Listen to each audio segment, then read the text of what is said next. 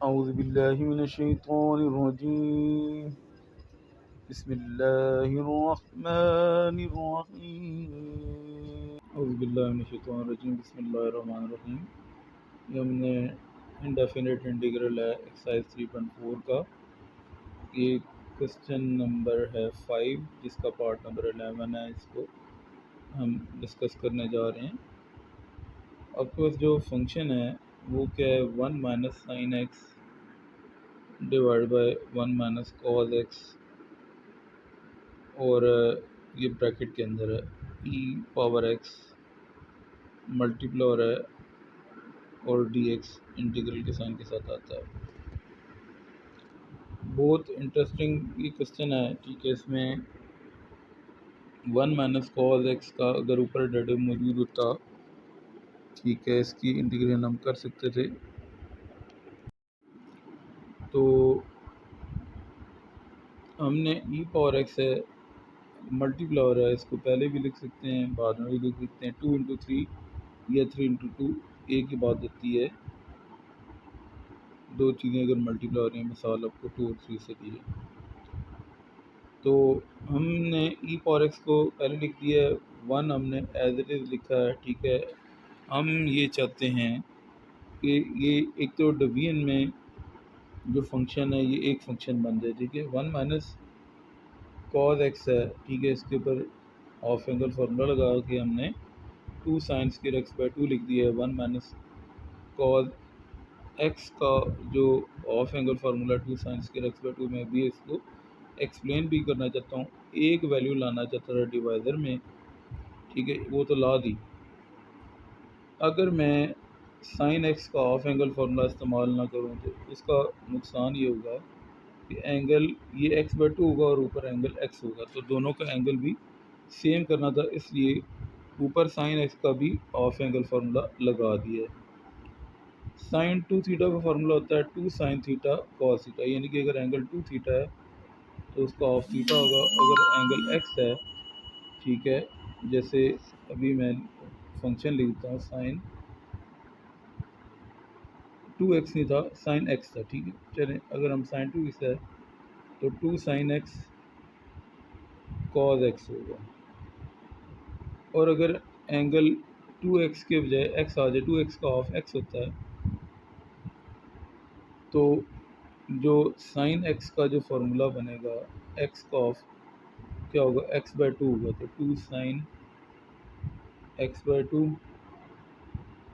Cos x by 2, ये आपके पास बन जाता है।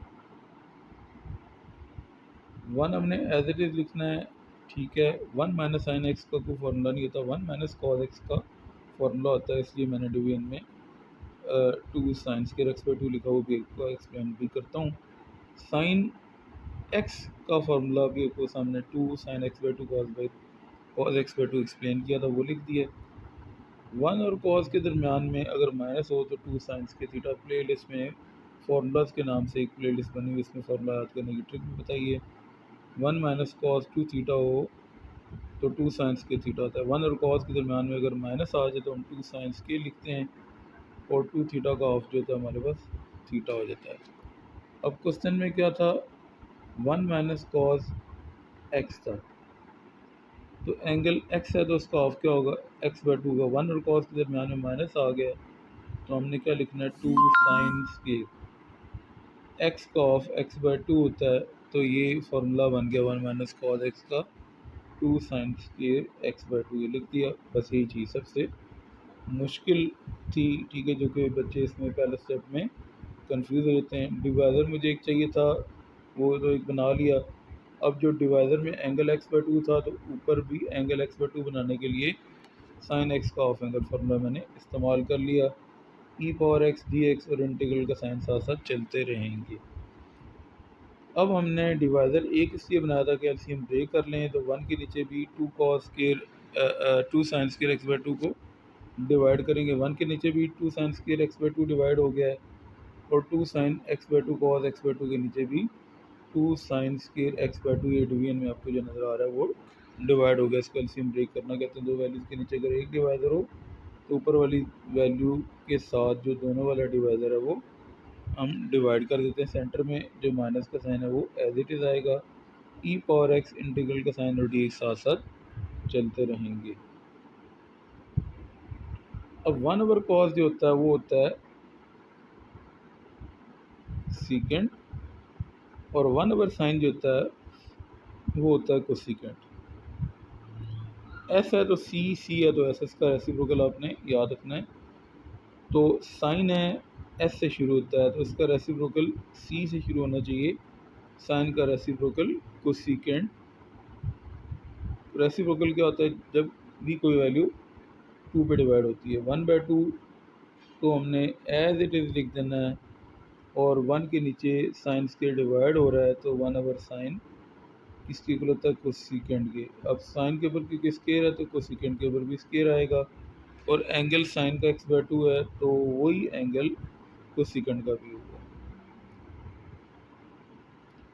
ये 2 और ये 2 आपस में कट हो जाएंगे, ठीक है। ई पावर एक्स को इस साइड पे लिखें या इस साइड पे लिखें, कोई प्रॉब्लम नहीं है, ठीक है। ये मैंने जानबूझ के लिखा था कि आपको ये ज़रा कंसेप्ट क्लियर हो जाए, दो वैल्यूज मल्टीप्लाई हो रही हों उनकी प्लेसेस को चेंज कर सकते हैं। ये 2 और 2 कट हो गया है, साइन x/2 और नीचे साइन स्केयर x/2 था तो नीचे से जो पावर से 2 में से कम हो जाएगी 1 रह जाएगी, साइन x/2 ऊपर से कट हो जाएगा और नीचे साइन स्केयर की पावर 1 कट होगी, 1 रह जाएगी, साइन x/2 बच जाएगा, ऊपर कॉस x/2 आपके पास जो था वो एज इट इज़ आएगा।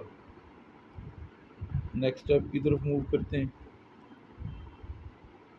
अब मैंने यहाँ पे माइनस एक अंदर लिखा है और एक बाहर से मैंने माइनस मल्टीप्लाई कराया है, ठीक है। इसकी लॉजिक आपको बताऊंगा कि मैंने ये क्यों किया है, लेकिन अगले स्टेप में। सांप भी मर जाए लाठी भी ना टूटे, यानी कि क्वेश्चन चेंज ना हो और हमारा मकसद भी हल हो जाए। माइनस को अगर माइनस से मल्टीप्लाई करते हैं तो क्या आता है, प्लस, और अगर इस माइनस को इस प्लस के साथ मल्टीप्लाई करूँ तो आंसर माइनस आता है। ये माइनस आपके पास मौजूद है। 1/2 को सेकेंड स्केयर x/2 हमने एज इट इज़ लिखा है, cos x over sine x जो होता है वो कॉट x होता है। एंगल क्योंकि साइन और कॉस दोनों का x/2 था तो कॉट का भी एंगल वही होगा, कॉट x/2 ई पावर x dx, और इंटीग्रल का साइन साथ इसी तरह ही आएंगे। नेक्स्ट स्टेप की तरफ मूव करता हूँ। नेक्स्ट स्टेप में वो लिखने से पहले जो सेकंड लास्ट स्टेप था वो मैंने एज इट इज़ लिखा है। अच्छा, मैंने कहा था कि बाहर माइनस क्यों लिखा है, ठीक है, और इस माइनस को अंदर मल्टीप्लाई करने से क्वेश्चन में फ़र्क नहीं आना चाहिए था। इसको मैंने मल्टीप्लाई क्यों किया, इसकी अभी आपको लॉजिक बताता हूँ। उससे पहले एक और स्टेप है, फिर आपकी तरफ आता हूँ। ये कॉट x/2 था, इसको मैंने पहले लिख दिया है, चीज़ों को अरेंज कर रहे हैं। अगर दो वैल्यूज़ प्लस या माइनस हो रही हों तो उनको अरेंज करके लिखा जा सकता है। Cosecant square x/2 CSE cosecant होता है। अब बुक में कभी CSE लिखते हैं, कभी कोसेकेंट पूरा लिखते हैं, तो ये भी मैंने आपको ये चीज़ कंफ्यूज आप इसमें ना हो इसलिए लिखा है कि बुक में CSE लिखा होगा, कभी कोसेकेंट लिखा होगा, तो दोनों चीज़ें आपको पता होनी चाहिए, ठीक है। ये जो माइनस का सिंबल था ये मैंने सेंटर में लिख दिया, 1/2 मल्टीप्लाई हो रहा है, ये दो वैल्यूज़ मल्टीप्लाई हो रही हैं, तो कोसेकेंट स्क्वायर x/2 को अगर हम पहले लिख दें और 1/2 को बाद में लिख दें, इसमें कोई प्रॉब्लम नहीं है।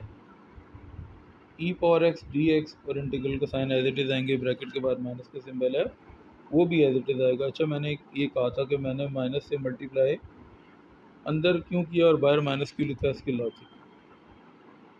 फंक्शन हमारे पास अगर कॉट x है तो d/d इसका मतलब है डेरिवेटिव।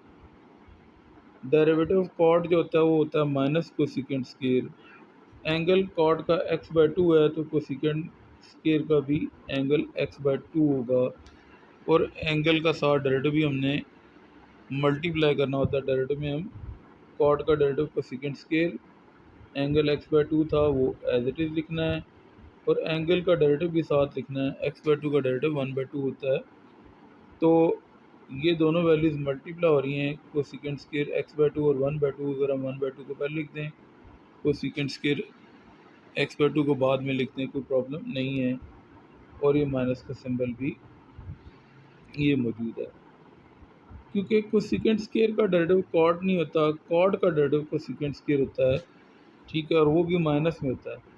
तो इसलिए कॉड का डेरिवेटिव माइनस में होता है और कोसेकेंट स्क्वायर भी होता है, ठीक है। इसलिए कॉड को प्लस बनाने के लिए और कोसेकेंट, क्योंकि कॉड का डेरिवेटिव माइनस में होता है, तो वो कोसेकेंट स्क्वायर प्लस में था, उसको माइनस में कन्वर्ट करने के लिए बाहर माइनस हमने लगा और उसको अंदर मल्टीप्लाई भी कर दिया है।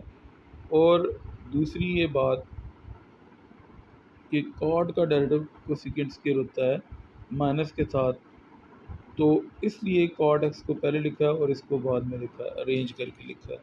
एक फार्मूला जो कि यूज़ होगा वो आपको बताता हूँ।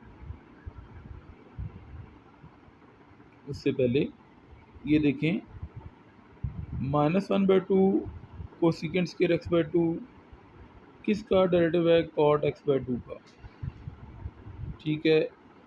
तो cosecant square x by two into 1/2 किसका डेरिवेटिव है? कॉट एक्स बाई टू का।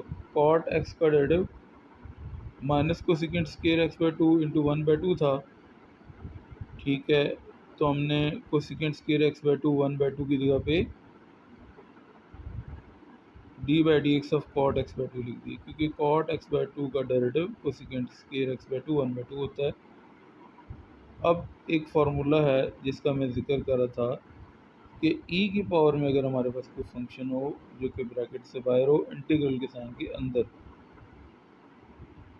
और ई पावर ए एक्स है, एक्स के साथ जो कोफिएंट है ए है वो मौजूद हो, फंक्शन का साथ डेरिवेटिव ऐड हो रहा हो,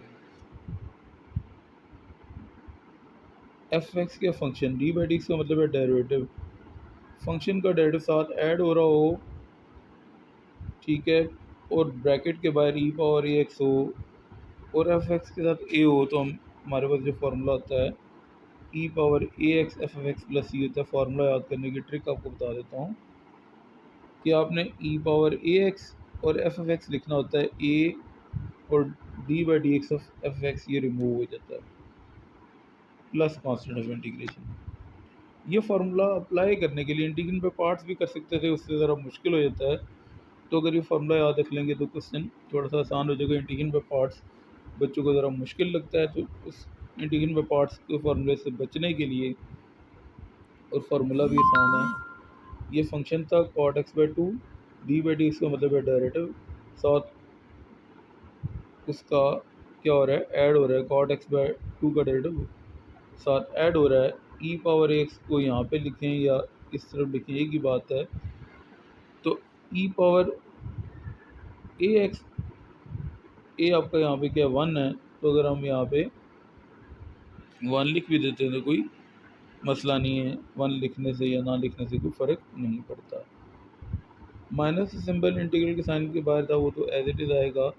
फॉर्मूला याद करने की ट्रिक मैंने क्या बताई थी कि डेरिवेटिव साथ नहीं आएगा और जो ए है वो भी साथ नहीं आएगा, ए 1 था, ई पावर एक्स, ई पावर एक्स आ गया, और जो फंक्शन था कॉट एक्स बाई टू वो हमने लिखना होता है, और प्लस कॉन्स्टेंट ऑफ इंटीग्रेशन, जब इंटीग्रेशन ख़त्म होती है तो वो साथ ऐड हो जाता है, जैसे यहाँ पे ऐड हुआ है।